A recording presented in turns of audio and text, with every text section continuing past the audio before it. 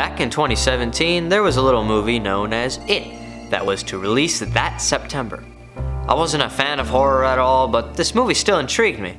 However, I didn't end up seeing it in theaters, but I did see it the second it released on Blu-ray in January of 2018. It's weird that I remember the day that I saw this movie, because this is not like one of my favorite movies. It's not even close to one of my favorite movies.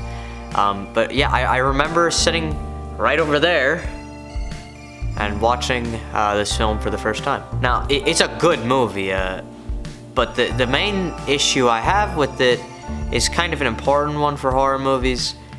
It's not really that scary. Now, it's got some very creative and creepy things in there to help the experience, but overall, I found myself wondering why they would do other things. One of the main things I remember is that the music tries to make things seem scarier than they are. I remember the scene with the headless guy and he's chasing Ben around. It wasn't scary.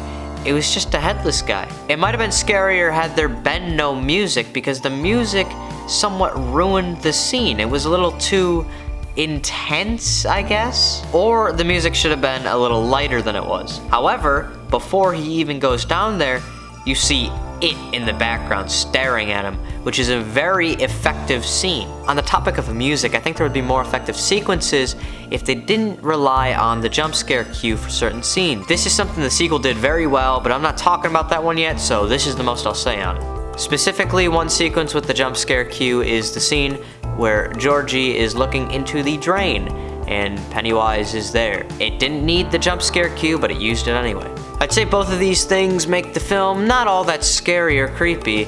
Not to say that it's never any of those things, but if you remember, I enjoyed the movie. So why is that? Well, the easy answer for that, it's fun. This is basically like an 80s adventure movie with a creepy clown that can do other shape-shifty things. And they have to team up, they have to work together to beat the clown, and that is a lot of fun. Luckily for this movie, it came out around the same time as Stranger Things starting. So yeah, it definitely had that vibe going for it. Now the fun comes from a lot, and one of those things is the kids. These kids are very entertaining. They play off of each other very well, and they just work. You believe them, and their performances, I don't think there's a bad one in there. So yeah, that's pretty good. Also, Bill Skarsgård as Pennywise, fantastic. Now, I think the music, going back to that, it doesn't make certain things scary, but when it's used in certain scenes, it feels like something out of the Goonies.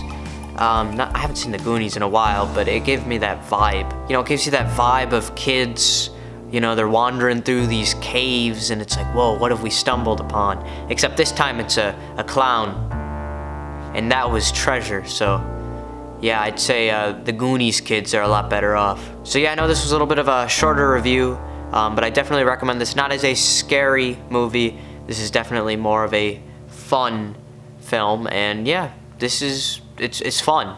That's all I can really say on it. I'll see you later, gang.